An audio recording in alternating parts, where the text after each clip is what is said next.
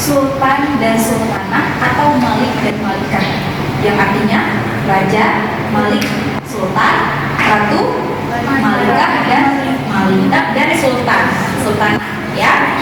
Ketika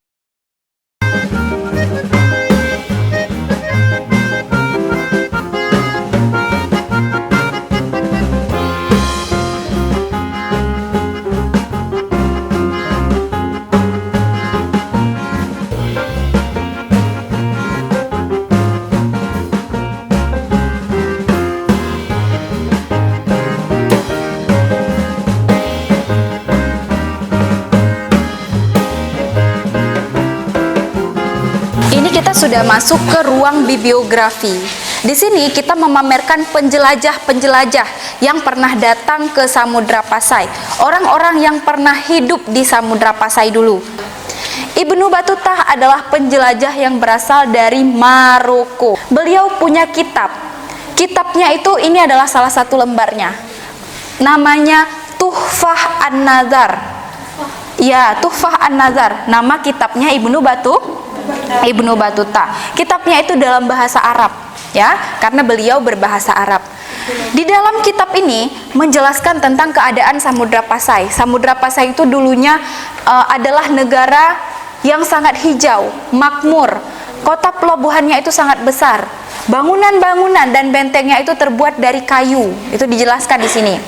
Dan juga beliau menuliskan penduduk Samudra Pasai dan juga raja di Samudra Pasai itu beragama Islam. Mereka beraliran ahli sunnah wal jamaah.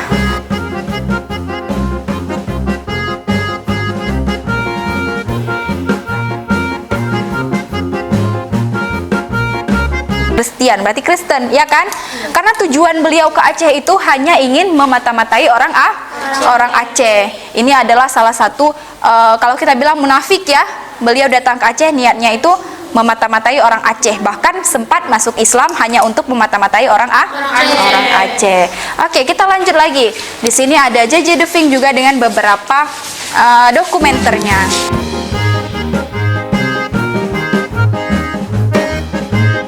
Ukuran yang lebih besar daripada Rapai musik, sehingga Rapai Pasai ini harus digantung menggunakan yang namanya seng.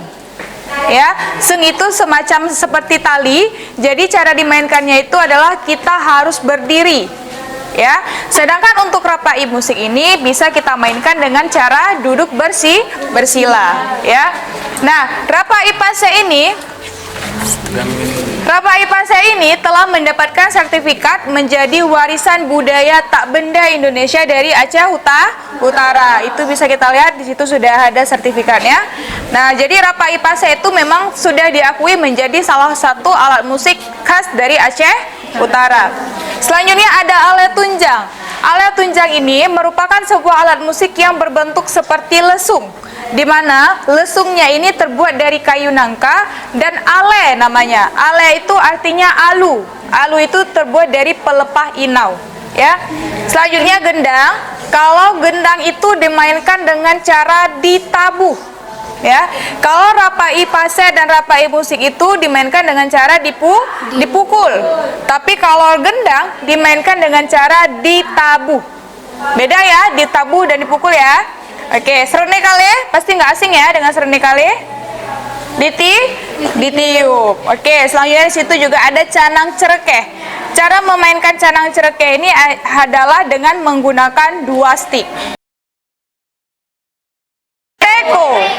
Ya, mungkin kalau di rumah sekarang pakainya dispenser ya, nggak ada yang pakai teko lagi ya. Ada. Pakai, masih ada ya. Oke. Nah, selanjutnya ada buli-buli. Buli-buli ini sesuai dengan bentuknya itu berfungsi untuk meletakkan ramuan obat. Ya, di sini juga terdapat pinggan tapak gajah. Dinamakan pinggan tapak gajah karena memiliki ukuran yang besar. Dan fungsi dari pinggan tapak gajah ini adalah untuk meletakkan buah-buahan kepada bangsawan besar.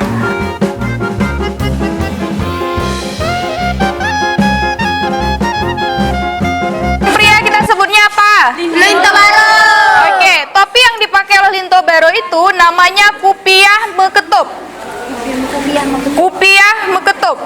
Sedangkan bajunya itu untuk pakaian tradisional laki-laki itu ada dua biasanya. Yang pertama ada baje cekak musang.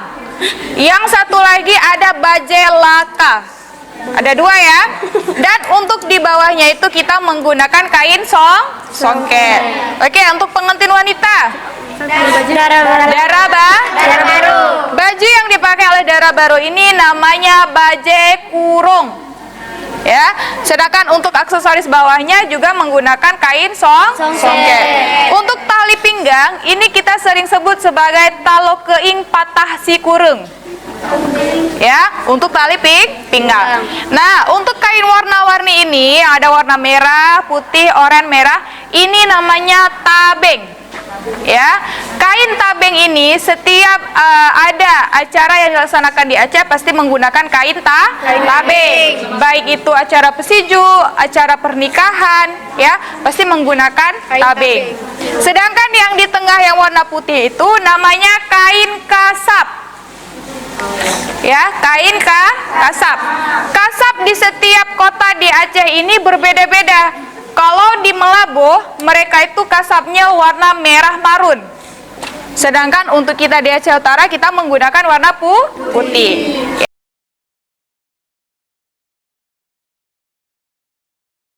Jame. Jadi setiap tamu yang datang ke Aceh itu pasti diberikan ranup sebagai simbol pemulia jame atau memuliakan tamu, ya.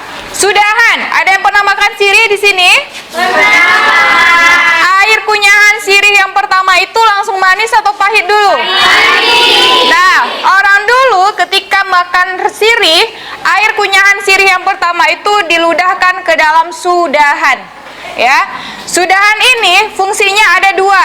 Yang pertama untuk meludahkan air kunyahan sirih yang pertama, dan yang kedua berfungsi untuk mencuci tangan. Ya, tapi bukan berarti setelah diludahkan dicuci tangan, enggak ya. Beda rumah penggunaannya beda. Oke. Selanjutnya ada cerepa. Pernah dengar yang namanya bakong aso? Tembakau tahu? Oke. Dulu nenek-nenek dulu mereka itu sering isap bakung namanya, ya, tembakau itu. Jadi mereka letaknya itu di cerepa, ya. Sehingga dapat kita simpulkan cerepa ini dapat berupa kotak rokok. Oke, tapi terbuat dari kuningan. Senjata tradisional Aceh yang pertama ada rincung dan yang kedua ada pedang. Rincung itu terbagi lagi menjadi beberapa jenis. Salah satunya seperti rincung culoo.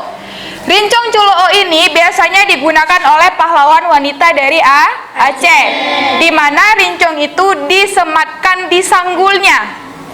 Ya, di sanggulnya sehingga ketika ada musuh di depannya, dia langsung menarik rincungnya ini dan menikam musuh yang ada di depan. Selanjutnya di sini ada pedang. Nah, kalau rincung itu cara penggunaannya dengan cara ditikam. Sedangkan untuk pedang kita gunakan dengan cara menebas. Ya, ditebas. Nah, pedang ini juga terbagi beberapa. Ada pedang onjo, pedang ontebe, pedang meapet dan pedang bari. Yang paling berat itu di situ ada pedang meapet. Ya, jadi pedang meapet ini tidak sembarangan orang bisa menggunakannya. Cutnya Mutia ini suaminya ada 3. Yang pertama ada Teku Syam Syarif.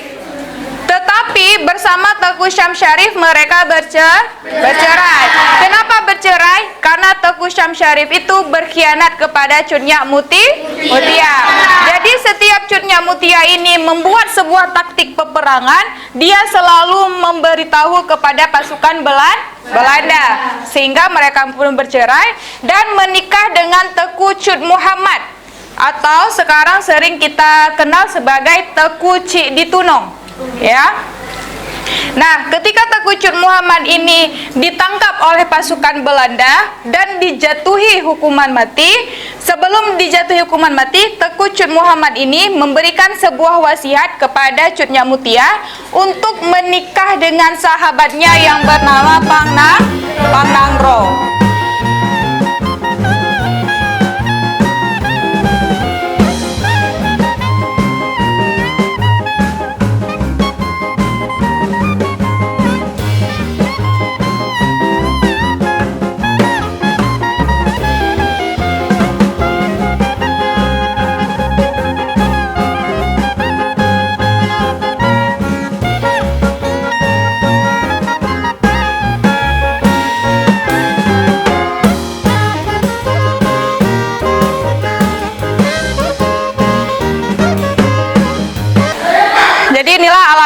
biasanya digunakan dalam masyarakat sehari-hari. Oke, kita lihat dulu peralatan pertama. Di sini ada sangku.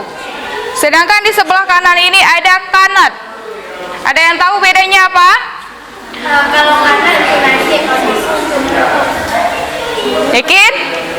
Kalau sangku ini fungsinya untuk mengukus, atau bahasa Aceh suobu. Ya, sedangkan kanan ini untuk masak nasi, ya. Di bawah ini namanya lungke. Apa namanya?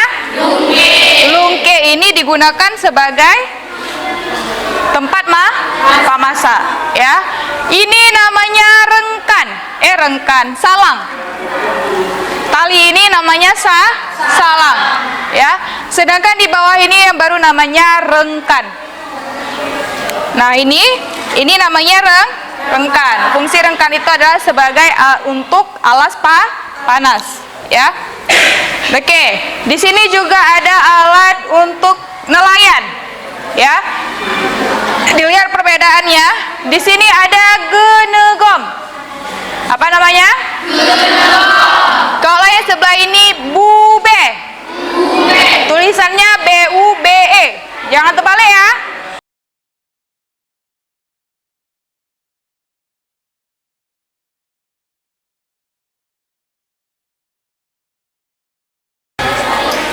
Apa namanya? Sawo ini juga digunakan untuk menangkap ikan. Oke.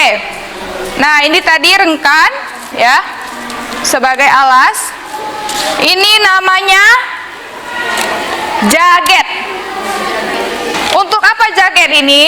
Jadi para nelayan itu sering meletakkannya di pinggang, ya, untuk taruh ikan. Jadi setelah ikannya diambil dari genegom atau bube, dimasukkan ke dalam jaget.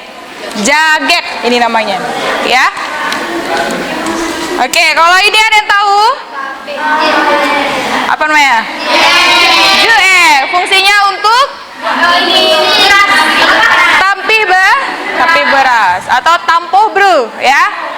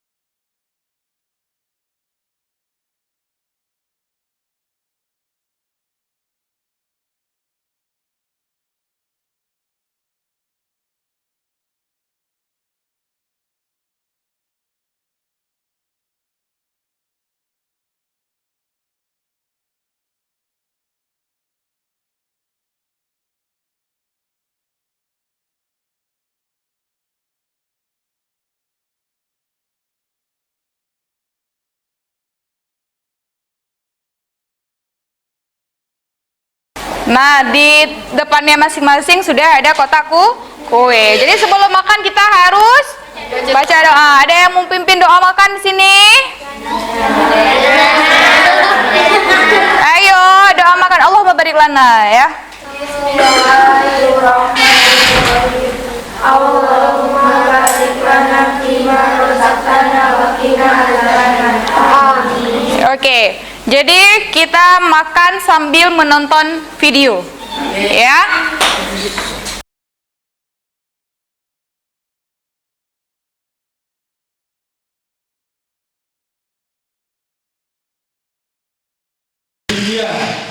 Yang sama-sama tinggi satu kelompok. Metode kedua, menurut berat badan. Yang kurus-kurus satu kelompok, yang gemuk-gemuk satu kelompok. Bubur juga gitu. Metode yang mana kita ambil? Atau tahun lahir sama aja. Sama ya. Beda, udah hampir sama lah, 1, 2 gitu kan. Kita metode yang paling enak itu kita hitung 1, 2, 3, 4, 5. Yang dapat nomor 1 Sama kelompok 1. 2, 2, 3, 3. Ingat, ini jangan lupa ya, hitungannya sampai 5 aja. Kalau ada bilang 6, berkasidah di sini. Oke? Oke. Hitungnya dari 1, 2, 3, 4, 5. 1, jangan ya? Kakek bahas sudah. Oke, kita mulai.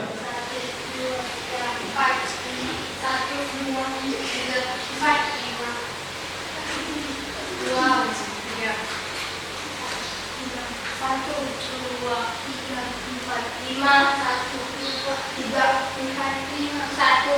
3, 4, 5, 1, 2, 3, 4, 5, 1, 2, 3. Oke, yang merasakan dia nomor 1 gabung di sini. Yang kelompok 1. Kelompok 1. Ayo. Yang merasakan nomor 1. Ya. Yang merasakan nomor 2. Sini nomor 2. 2 di sini. Ayo yang merasakan nomor 2. Tiketnya diambil. Tiketnya di bawah. Ada itu kan? 2. 3 di mana nih? 3 di belakangmu. 3 di belakang. Ayo Bu, ikut Bu. Jangan diam.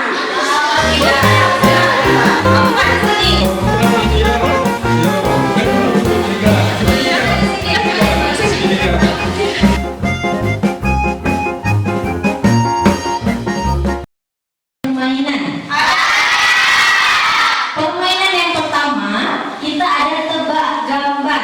Nah, jadi nanti Kak Maulana akan bagikan satu spidol, papan dan juga penghapus. Tugas adik-adik kasih kepada juru tulis. Juru tulis adalah orang yang bisa menulis cepat dan tepat. Nah, jadi nanti pas ada pertanyaan, contohnya seperti ini. Misalnya Kak bilang, sebutkan nama dari gambar ini. Nah, misalkan apa? Dirham. Nah, langsung ditulis dirham. Bisa dimengerti? Kemudian 5 soal tebak gambar, 5 soal lisan. Nah, jadi 5 soal lisan, nanti adik kakak akan memberi pertanyaan bagai apa?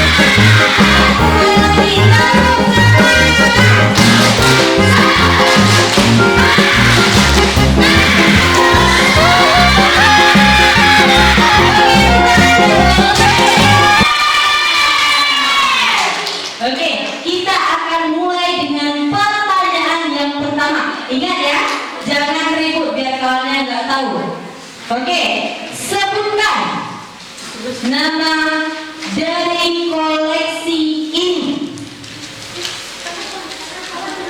Ingat cluenya, alat penerangan sebelum ada lampu dalam bahasa Aceh. Ingat, sebelumnya ada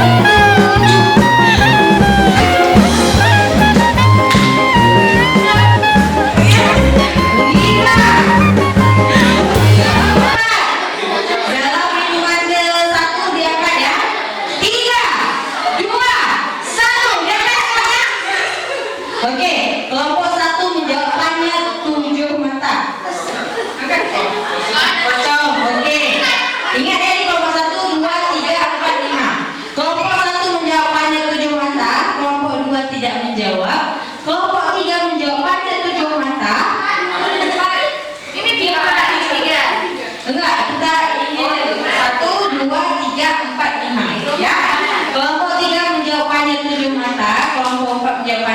kelompok 5 jawabannya. Oke. Jawabannya adalah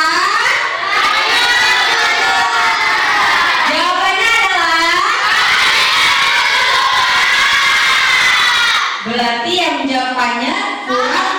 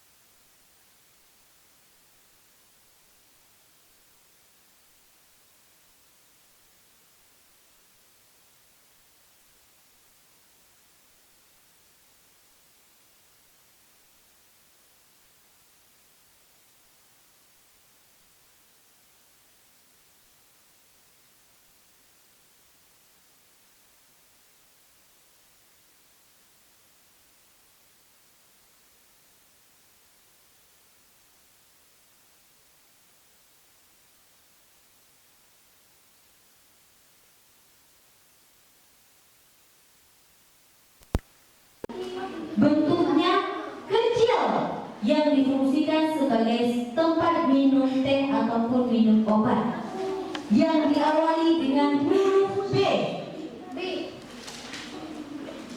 Biasanya dia sering dibully karena bentuknya yang kecil. 5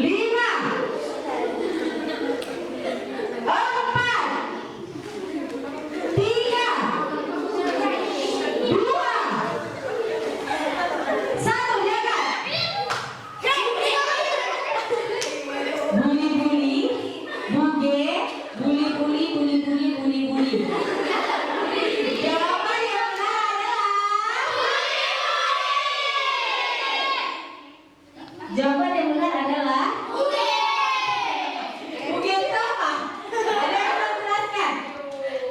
Oke, jawaban yang benar adalah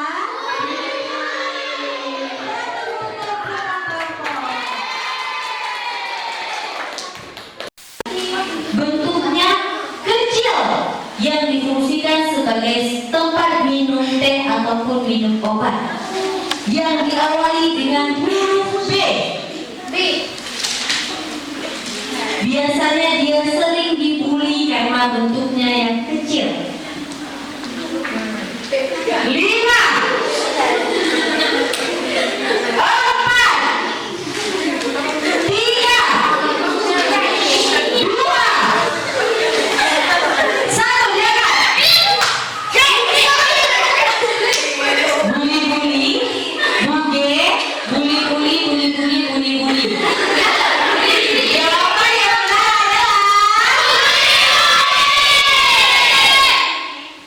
jawaban yang benar adalah buge itu apa? Ada yang mau menjelaskan?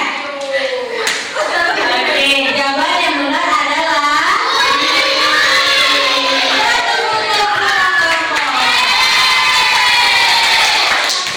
kami dari Biren naik bus, ada lihat kami atau apa gitu.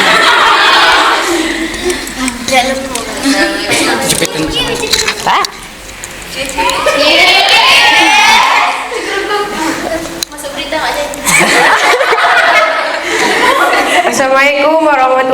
wabarakatuh.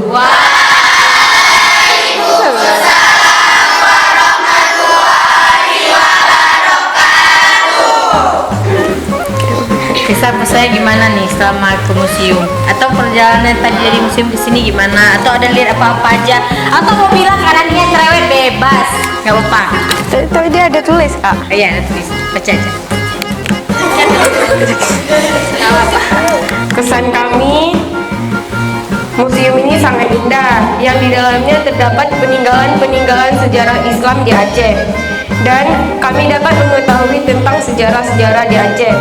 Karenanya, kami jadi lebih tahu tentang sejarah-sejarahnya di Aceh. Aja. Itu aja kan?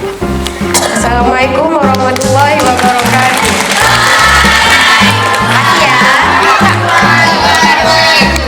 Baik, kalau memang dari perwakilan siswanya sudah, kami mengundang seluruh ibu gurunya untuk ke depan. Kemudian kami akan meminta satu perwakilan untuk menyampaikan kesan pesan serta kritik kepada kami selaku pengelola Museum Islam Samudra Pasai. Boleh Ibu semuanya ke depan? Tepuk tangan dong untuk ustazahnya. Panggilnya ustazah ya? Iya. Oke, ucapkan apa kepada ustazah? Sekali lagi, terima kasih ustazah ini ya.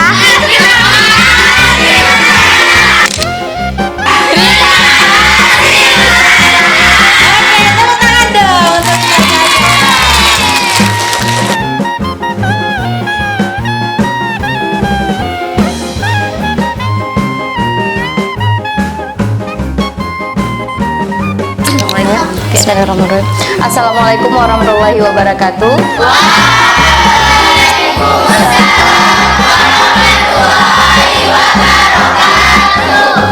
Pertama, terima kasih banyak karena kami sudah diundang khusus untuk acara BBM Belajar Bersama di Museum untuk acara tahunan, dan ini kali keduanya kami berangkat. Kemarin udah perwakilan sama dari Mas Azhara dan ini dari MTSS Azhara. Dan acara ke Museum Samudra Pasai merupakan acara tahunan juga dari Pesantren Modern Azhara, dan ini kalau nggak salah saya ini keberangkatan ke-6. Kalau nggak salah saya perwakilan dari sana, kita udah kemari, dan harapannya semoga kedepannya makin ada acara-acara yang bisa membuat orang-orang ini, khususnya kami dari Pesantren Modern Al-Azhara, lebih tahu adat dan istiadat dari Aceh, peninggalan-peninggalan sejarah dari Aceh dengan mengunjungi museum ini. Kritikannya nggak ada selama kami berangkat kemari. Sudah 6 pertemuan kami jumpa dengan Kak Novi dan yang lainnya juga, ada Kak Laras, yang lainnya juga, mereka ramah-ramah dan kebetulan cantik-cantik ya. Iya, cantik-cantik. Makin semangat malah. Kalau dari aki-akinya kemarin semangat 45 malah, karena kakaknya cantik-cantik, duta-dutanya cantik-cantik katanya. Udah. Mungkin itu saja dari kami. Kami akhirnya assalamualaikum warahmatullahi wabarakatuh.